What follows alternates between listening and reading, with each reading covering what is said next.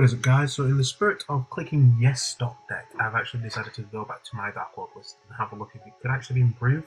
I know I did like third place at locals once upon a time, can't remember how it was, but we did third place at locals. I decided to amend it based on the suggestions of many different people from Secret Street Halifax. So instead of it being the old version where it was basically in the nicest way possible, falls to the walls, you can't do anything to any form of hand trap. You just clicking yes and then pray that your opponent doesn't have to nib at the end, or if they did, you've already established fusion graph before then. We've gone for a different sort of version, so we've gone for the hand loop version. So I'll go through the deck profile first and then actually go through like how the deck functions properly.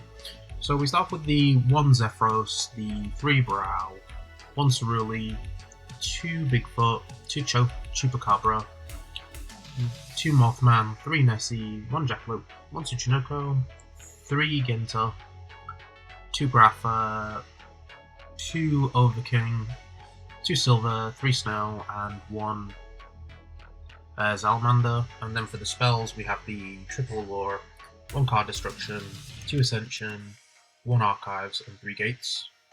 And then for the extra, it's 1 Security Dragon, Saryuja, Nightmare Unicorn, Phoenix, IP, Dark the Dark Charmer, Appaloosa, Akashic Magician, Digaras, Bagushka, Zeus, Coach Soldier Giant Trainer, Dweller, and 2 of the new Fusion Grapple.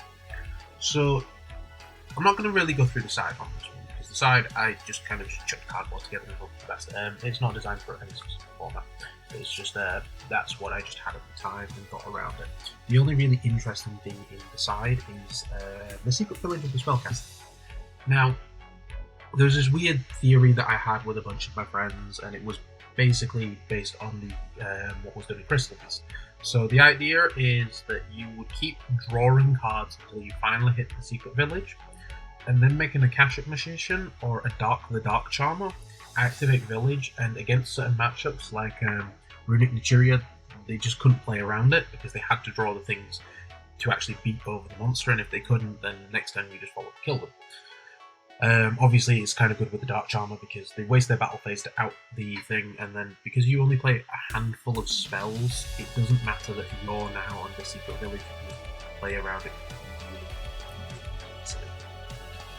So the idea of this one, instead of being like the other build where you would end up on Fusion Grapher and a bunch of stuff on the board, you're actually more focused on getting this card into the grave, Cerule. So if this card is discarded by your card effect, it goes to your opponent's field and then forces your opponent to discard one card from their hand.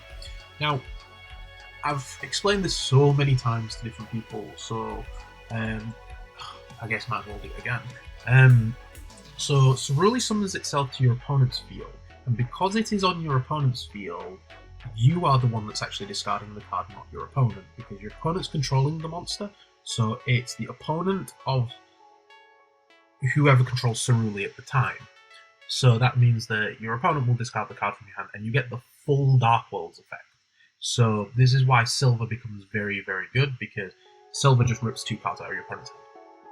Plainly and simply, like at any point, you don't have to make the Fusion Grapher or anything. You just make this. You just send the Cerule effect to ditch Silver, and then Silver rips 2 cards out of your opponent's hand.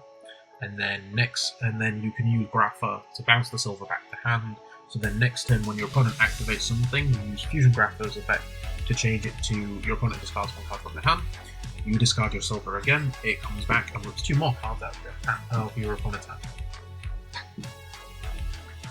Now, the only kind of sad thing is it's got to be exactly 2 cards with Silver, so it means that if your opponent doesn't have 2 cards in their hand, or they change something else to get rid of cards from the hand so they're down to 1, then it doesn't work, which is kind of sad. And also, you have to summon back the Silver for it to do that, so if your zones get filled, which has happened many a times with me, I've completely forgotten, made full board with IP and everything, and then forgot, oh, I don't have zones, so I then have to waste the IP to make a unicorn, just so that I can actually have the Fusion Grapher's effect used. But besides that, it works most of the time as long as you're competent with what you're doing, which I'm obviously not. As for the other sorts of things, there have been back and forwards with many Darkworld players, especially on the Facebook page, about what to do about Brow. Some say not to play it at 3, some play simply 2, some play not at all. But I think it's better at 3 for the sole purpose of you want to draw into the Cerulean Silver as much as possible. So then this is just an additional card that says draw a card. So you ditch off the danger and it's a draw 2, so there's no real reason why not to.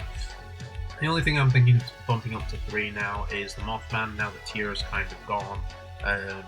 You hitting the Mothman and declaring its effect isn't so bad anymore. It kind of gives you additional stuff, which is really, really good. Nessie's and the other dangers are sort of fine. Bigfoot, I did contemplate putting it to 3. I did also think of putting Thunderbird in as well, because Thunderbird hits back row, so it's a better danger going second, as well as it gives you another 8 to go into Coach Soldier, but with all the like level 8 big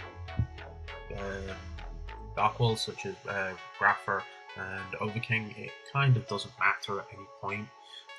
It does lead to sort of a weird sort of situation though, because if you have Overking and it's this very old card, so if you have 7 or more Dark Monsters in your graveyard, you banish that as well.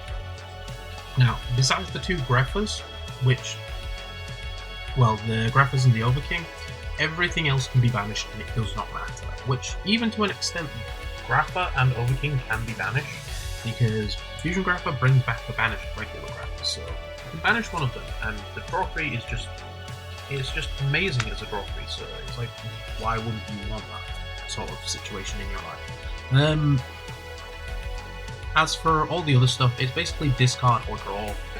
There are some things that could be changed, certain ratios that can go back and forwards on, because technically Genta is better than Gates, because you want to draw the Genta over the Gates, because Gates on its own doesn't do anything. You kind of have to just link random stuff away so that you have something in the graveyard. I was tempted to play, what was it, Link Rebo? Yeah, Link Rebo, in case I drew a Cerule, just so that I could get free stuff off Gates, but it's kind of terrible on its own.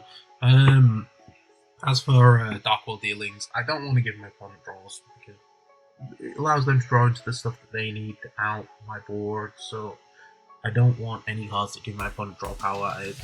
I know it's kind of contradictory with the Mothman sort of thing, but it's still kind of good is Mothman, because at the end of the day, level 4 toolbox is amazing, and also just making 3 XCs to just link climb into that it's just good.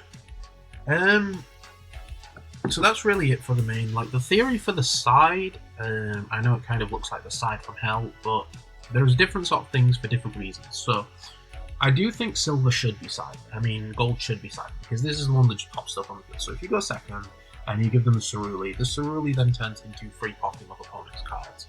And then you make the Aftershock magician, bounce back the Cerule to do it again. So yeah, that's kind of good. This is a weird DD Pro / B-Steal on steroids, because it gives you stuff during your turn as well. So yeah, the only bad thing is it's a once per turn, so banishing 3 is kind of good, but it depends on your matchup. Also, it's searchable off snow, so you don't need multiples of it. Twin Twister's Sadness, it doesn't trigger the Darkworld's effects, but it pops back row, so it's still good. I was tempted to put in like Lightning Storm over it, but the thing is, like, unless you draw Lightning or Evenly straight away, they're kind of dead. While Twin Twisters is still good because you can ditch stuff so Gates is actually live, and Grapher and Overking being discarded, even though the effects won't trigger, they still summon themselves back from the grave. The 2 viruses are very good. This was originally in for Flunder because there was lots of Flunder at my levels. I hate every single time I go over to Flunder, and I think everyone else does. But besides that, this just outs it instantly, without a second thought. Other smallish decks it can do quite well against. There is random stuff that does appear, and revealing this against the occasional Sprite player is very funny. And then the other virus, well, you have Graphers over Kings, so you're not losing anything to activate this virus at all. And declaring a spell against Runic is fun. Declaring a spell against Cash Hero is also good, because it's kind of like 2/3 of the deck is spells, nearly 3/5, something like that. And skill drain, you go first. You just keep drawing until you hit the skill drain, and then most decks just kind of see around it. There is no real anything for the Cashiera matchup. This was kind of just designed for a bit of fun for a local sort of charity event. But there are stuff that you can play to deal with the Cashiera, stuff like Lava Golem is very good. Sphere mode, you can play Sphere mode because we don't really use normal summon ever, so you can Sphere mode your opponent. The Lava Golem is better because it's a fiend, so you can get rid of it on the gates. You could play Kaijus, you couldn't play Kaijus, kind of just depends. Regeki is good. Broken Clips is obviously good because you can just keep clicking yes to dangers. Even if you don't have the zone to summon them, it's the fact that they don't have to be able to summon themselves because they have other effects that you can just keep clicking yes until Bigfoot hits the grave. Obviously, if you've got Rise of Heart up, you're going to have a bad day. You don't really have anything to deal with the sort of, like, if your opponent does do something to try and lock you out most of your zones, as long as you've been left with like a spell and trap zone, you can just keep on using the dangers effects until you draw into Ruler or the Lava Golems if you want to play that in the build. But that's really it that I can actually think about on the deck. So, if you guys have any suggestions on it, please do leave them in the comment section. We always do love to improve on our decks for future building and making levels fun as always. So, don't forget to like, comment, and subscribe now, and I'll be signing it now. Peace.